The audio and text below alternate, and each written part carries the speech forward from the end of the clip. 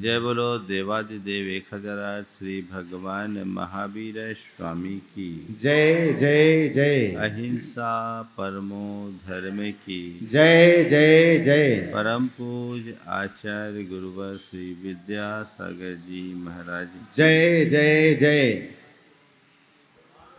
पूज्य मुनिवर श्री प्रमाण सागर जी महाराज की, पूज्य मुनिवर श्री अरय सागर जी महाराज की।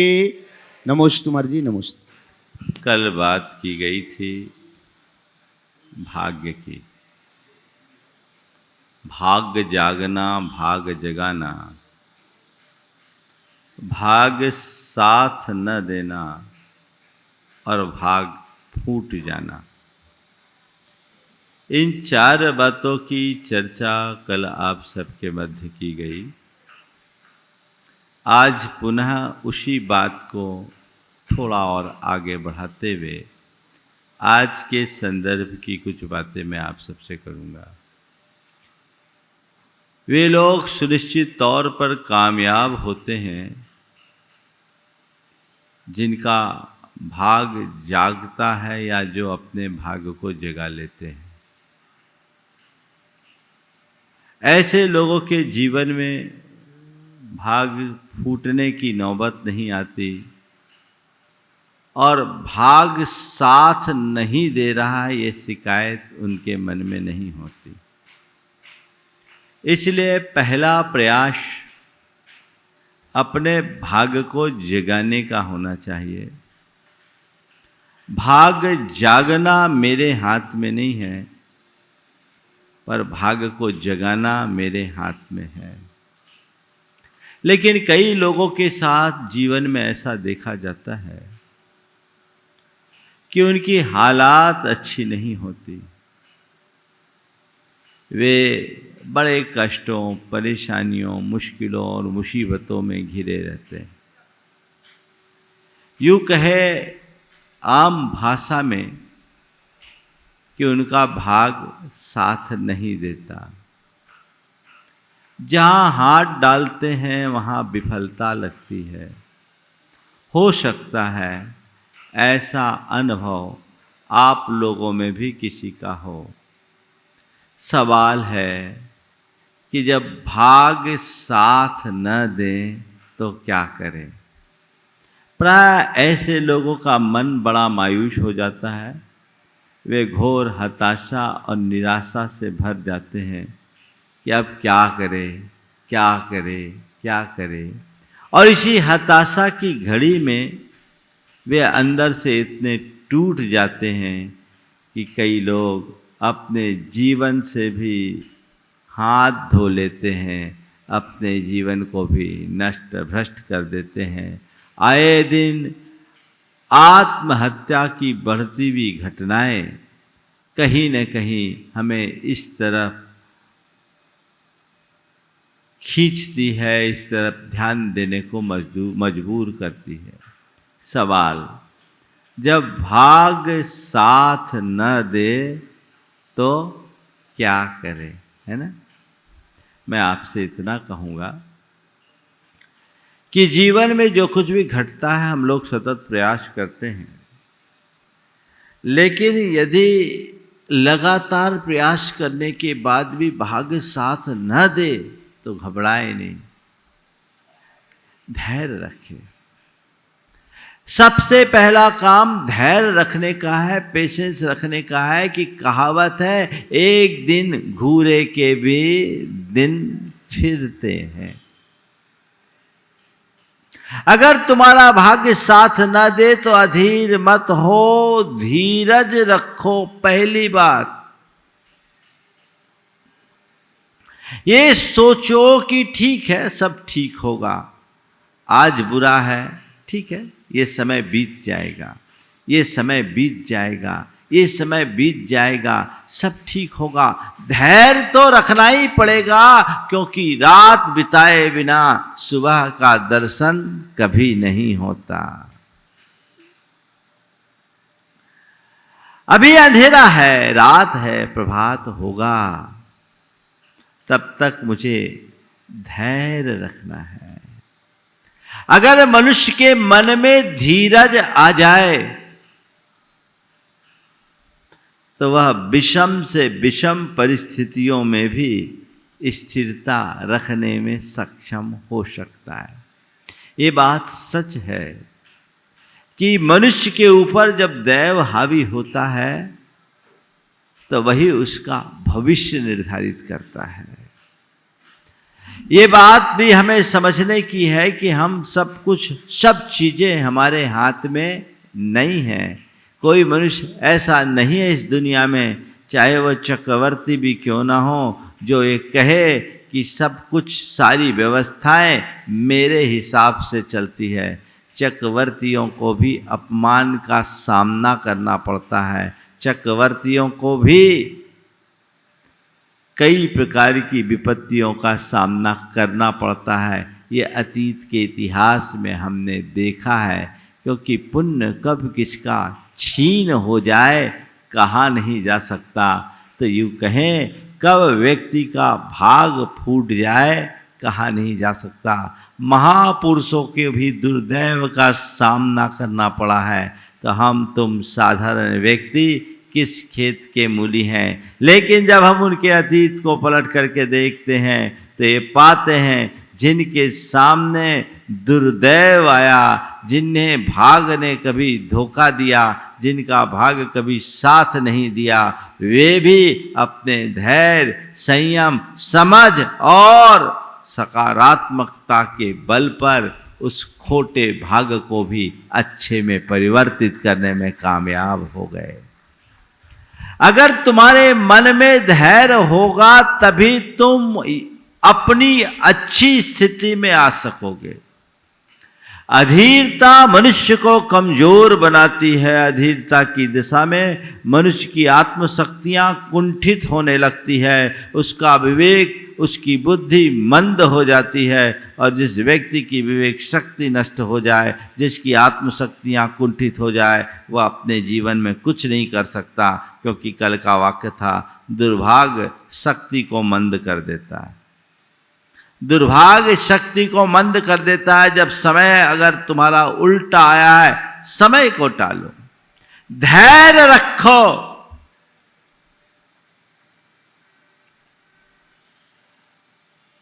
हमारे यहाँ एक ग्रंथ है नीति वाक्यामृतम। उस ग्रंथ में लिखा गया व्यापार को लेकर कि जब लगातार नुकसान होने लगे तो निवेश बंद कर दो। क्यों? लगातार नुकसान पर नुकसान, नुकसान पर नुकसान, नुकसान पर नुकसान। कई लोगों के साथ ऐसा होता है जहां हाथ डालते हाथ जलता है, और कई लोग ऐसे होते हैं जहां हाथ डालते वहां सोना मिलता है। इस समय तो तुम अगर हाथ डाल रहे हो, तुम्हारा हाथ जल रहा है, तो हाथ सिकोड़ के रखो, अभी ट्रांजैक्शन बंद करो। ये सोचो कि मेरा दिनमान अभी ठीक नहीं है, अभी मैं यहां कुछ भी लगाऊंगा गड्ढे में जाऊंगा, हाथ बांध के बैठ जाओ। फिर धीरे धीरे धीरे धीरे जैसे जैसे समय अच्छा आने को हो, धीरे धीरे अपनी गति बढ़ाते जाओ, तब आगे बढ़ पाओगे। बहुत सारे लोग जो दिवालिया होते हैं ना, आप उनकी तह में जाओगे तो ऐसा ही होगा। नुकसान हुआ, नुकसान हुआ, नुकसान हुआ, उस नुकसान को रिकवर करने के लिए उनने और बड़ा बड़ा काम किया, और फिर गड्ढे में गए। गड्ढा भरने की कोशिश में उस गड्ढे में इतने नीचे चले गए कि उसमें उनका बेड़ा गर्क हो जाता है। क्या करे? मेरे संपर्क में एक व्यक्ति जो कभी बहुत संपत्ति का मालिक था, एक दिन आया और कहा, महाराज सब बर्बाद हो गया, कई करोड़ों का कर्ज हो गया। मैंने पूछा क्या हुआ? तो उसने बोला, महाराज व्यापार में नुकसान हुआ, नुकसान होने के बाद रिकवर करने के लिए मैंने फिर किया, बहुत नुकसान हो गया। उस व्यक्ति के पास 14 चक्का के 40 तो ट्रक थे, सीमेंट का उनके पास 2-3 कंपनियों का C&F था, बड़ा कारोबार और अनाप शनाप संपत्ति।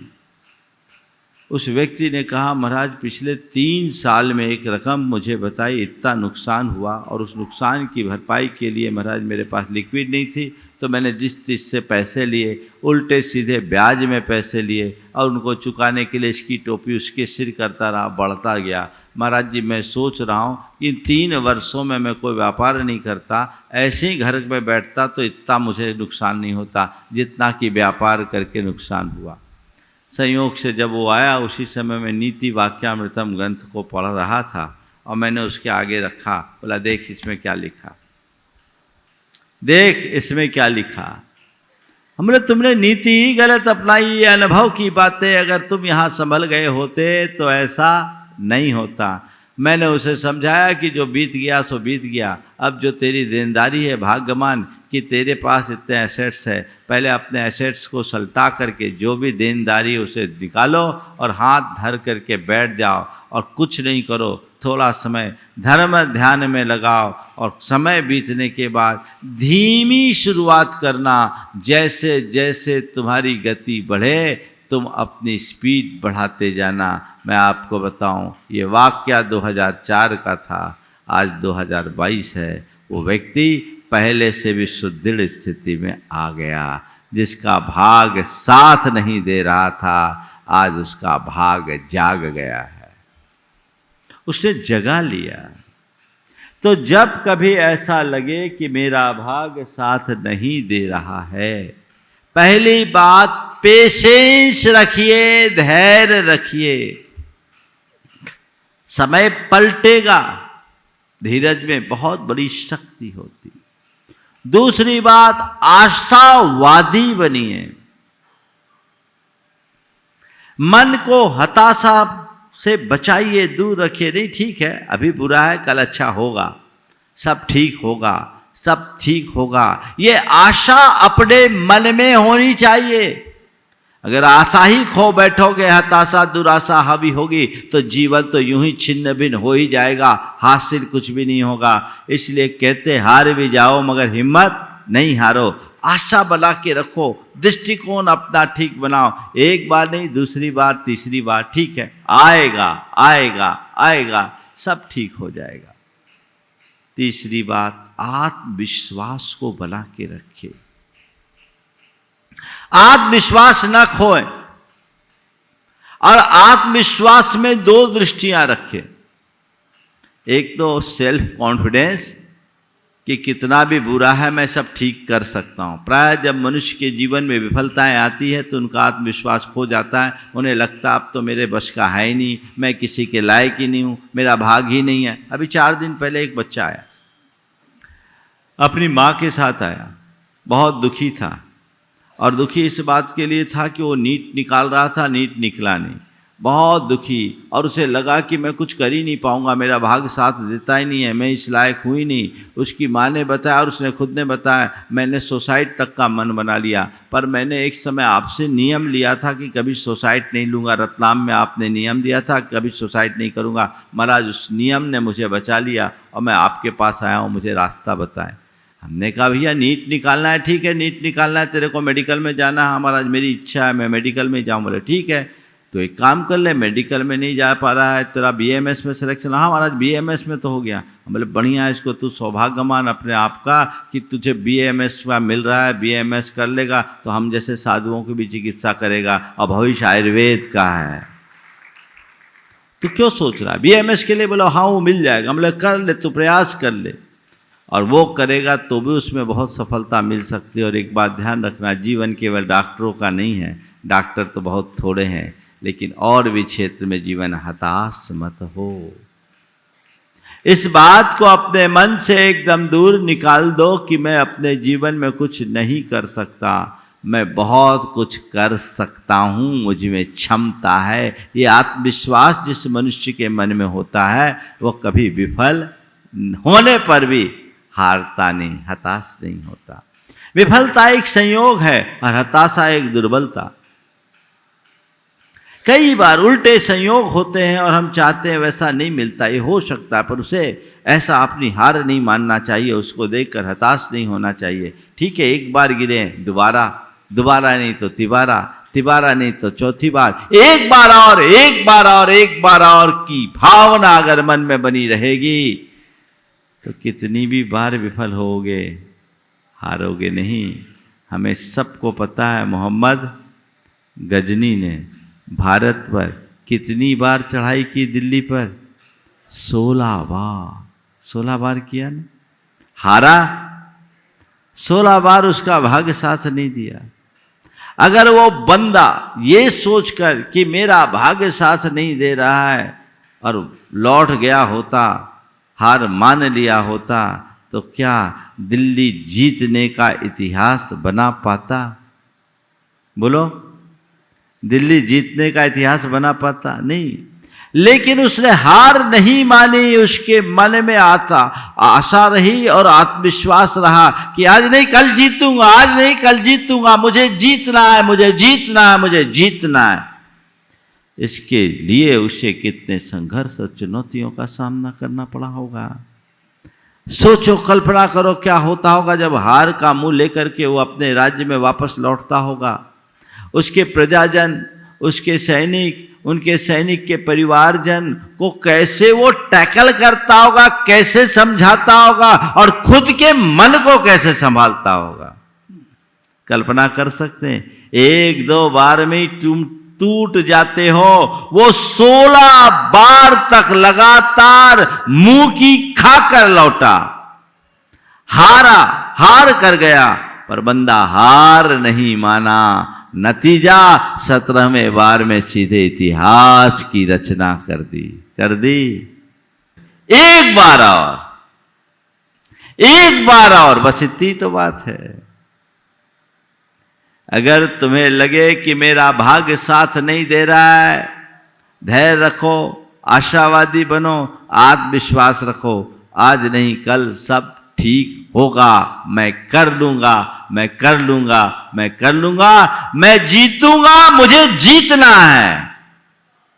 ये आत्मविश्वास मनुष्य के मन को मजबूती प्रदान करता है, जिसके बल पर वह अपने आप को बखूबी संभाल सकता है और बड़ी सी बड़ी विसंगति को भी टाल सकता है। आप भी ऐसा कर सकते हैं। और आत्मविश्वास का दूसरा अर्थ, अपने आत्मा के स्वरूप पर विश्वास करो कि ये जो कुछ भी चीजें हैं ना, ये बाहर की चीजें हैं। ये पाना, खोना, आना जाना, जीत हार, मान अपमान कहाँ है? मेरा है या जिसे मैं अपना मान रखा हूं उसका है? बोलो, किसका है? किसका है? ये सुख दुख, जय पराजय, मान अपमान, लाभ हानि किसका? आत्मा का। जो तुम हो इसमें न तुम्हारा सुख है, न दुख है, न तुम्हारी जीत है, न हार है, न मान है, अपमान है, न लाभ है, न हानि है। तुम जो हो सो हो, तुम इन सब से परे हो।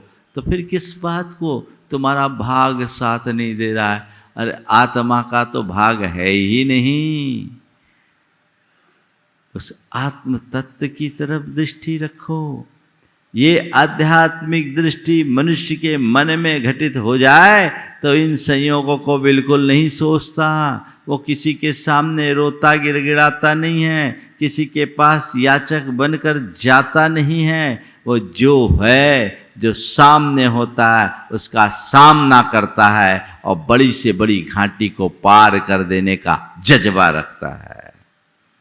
ये आध्यात्मिक दृष्टि अपने अंतर मन में होनी चाहिए।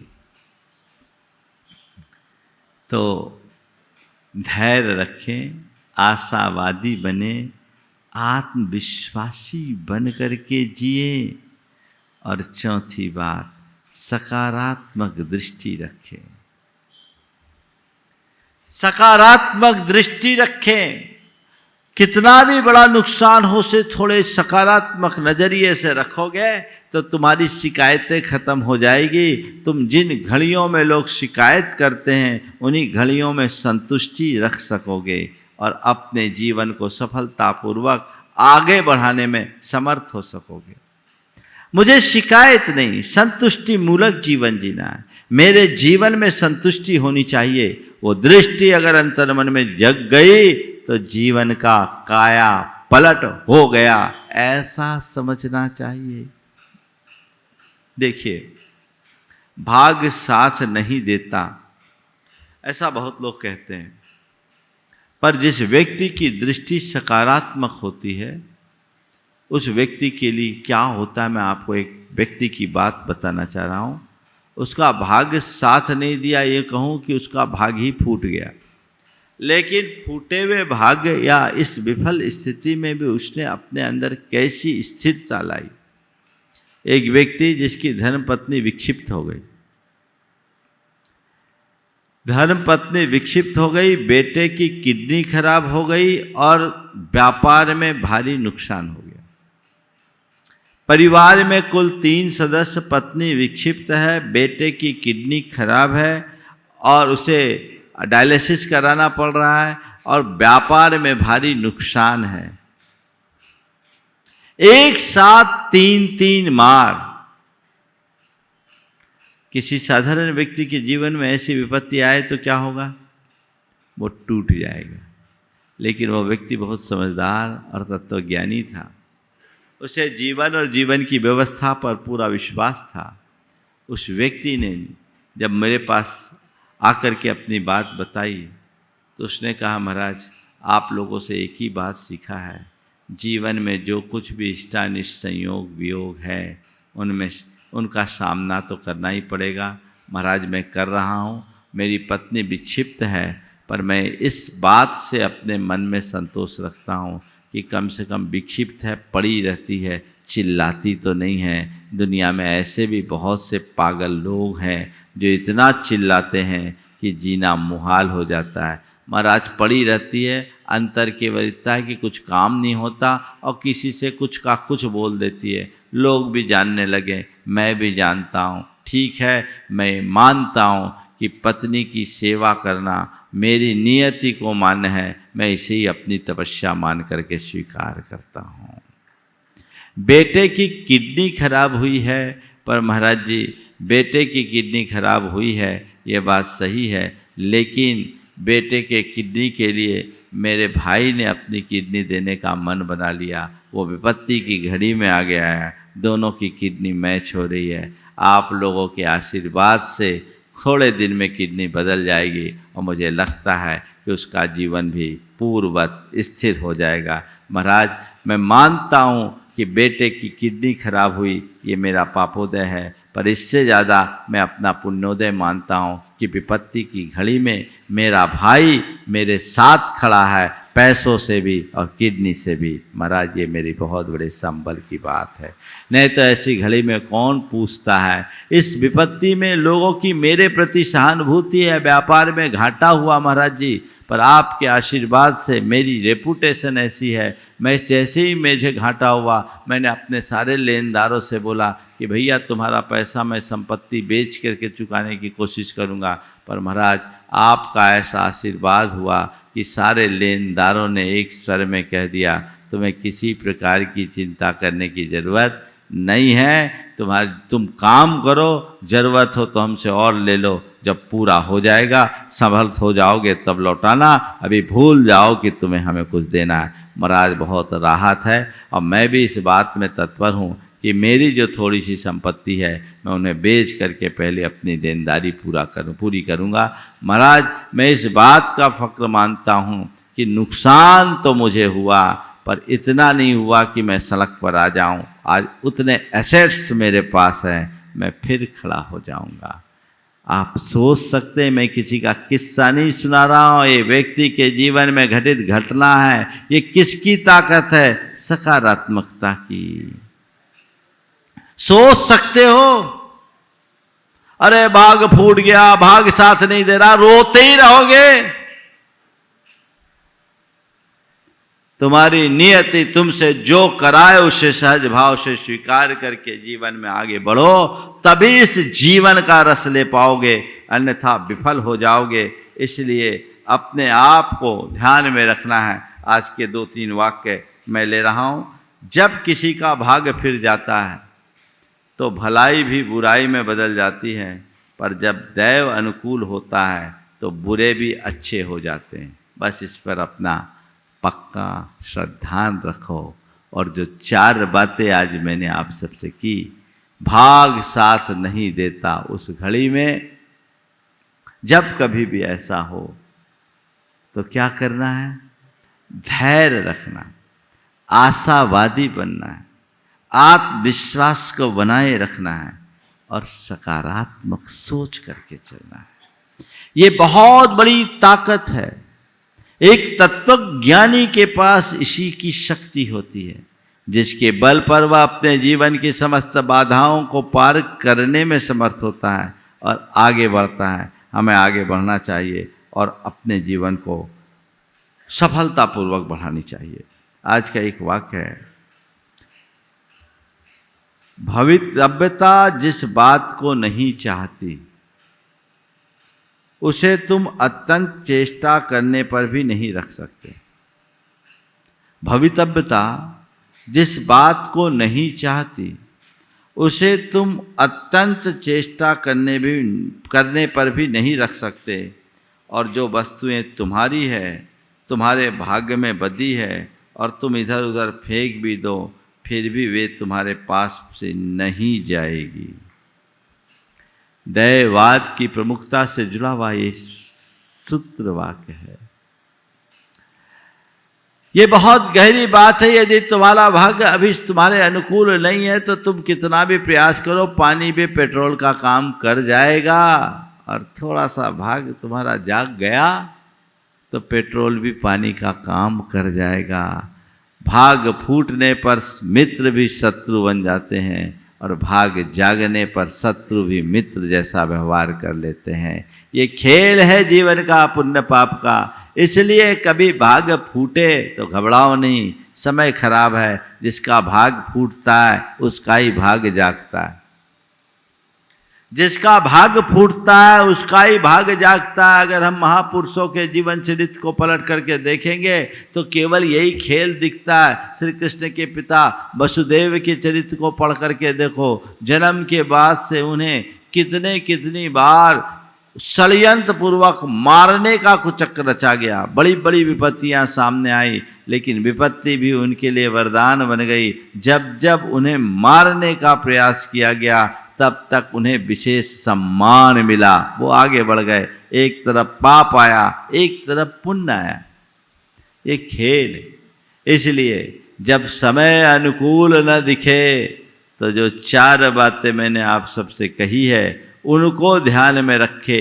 जीवन अपने आप अनुकूल बन जाएगा और हम अपने जीवन को व्यवस्थित रास्ते पर आगे बढ़ाते हुए अपने जीवन को सफलतम बना सकेंगे और आगे बढ़ सकेंगे। ये दृष्टि, ये प्रयास हमें आगे बढ़ना चाहिए, बना रखना चाहिए। और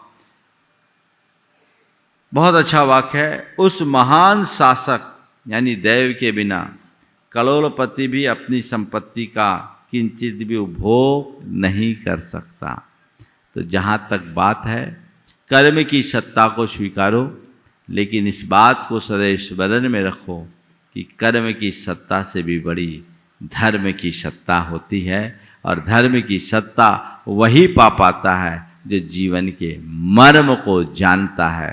तो हम उस सच्चाई को समझकर अपने जीवन को आगे बढ़ाएंगे, सुनिश्चित रूप से सफलीभूत होंगे। बंधुओं, कल से पर्युषण पर्व की शुरुआत है। आप सब लोग, ज़्यादातर लोग दशरक्षण के श्रावक संस्कार शिविर में अपनी सहभागिता देने का मन बना करके आए। आप पूर्ण लाभ लें। सुबह से लेकर के सोने तक दिन भर अपने आप को धर्म ध्यान से भरे। आज शाम को आप सबको शिविर संबंधी सारे दिशा निर्देश दिए जाएंगे। आप उनका अनुपालन करें ताकि जिस उद्देश्य और भावना से भरकर आप यहाँ आए हैं उसका लाभ ले सके। 10 दिन का ये शिविर इस दशरक्षण को आपके जीवन की विलक्षणता का आधार बना दे। तुम्हारे जीवन के लक्षण सुधर जाए, ये प्रयास होना चाहिए। जो लोग यहाँ नहीं है, घरों में हैं, वो अपने अपने गांव शहर में 10 दिन आराधना अच्छे से करे, भगवान की पूजा करे, सेवा करे, प्रवचन का लाभ घर बैठे ले और कुछ चिंतन मंथन करे। यहाँ के कार्यक्रम भी आपको भावना योग का घर बैठे लाभ मिलेगा। और पूजन विधान का और प्रवचन का 8 बजे से 10 बजे तक तो जैसा अभी आपको बताया गया पारस चैनल पर, और दोपहर में 2:45 से 3:45 तक तत्वार सूत्र का ये कार्यक्रम नियमित चलेगा। शंका समाधान तो जो होता है सो होता ही है। तो इन सभी कार्यक्रमों में आप अपनी सहभागिता दें। और जो लोग नहीं आ पा रहे, बहुत लोगों की खबरें मेरे पास आई, आप प्रामाणिक ऐप से जुड़े रहें, उसमें सारे कार्यक्रम अविकल रूप से आप तक पहुँचेंगे। आप उसका लाभ लें, अपना उत्साह जगाएं और जीवन को आगे बढ़ाएं। इसी भाव के साथ यहीं पर विराम। बोलिए परम पूज आचार्य गुरुवर श्री विद्यासागर जी महाराज जी।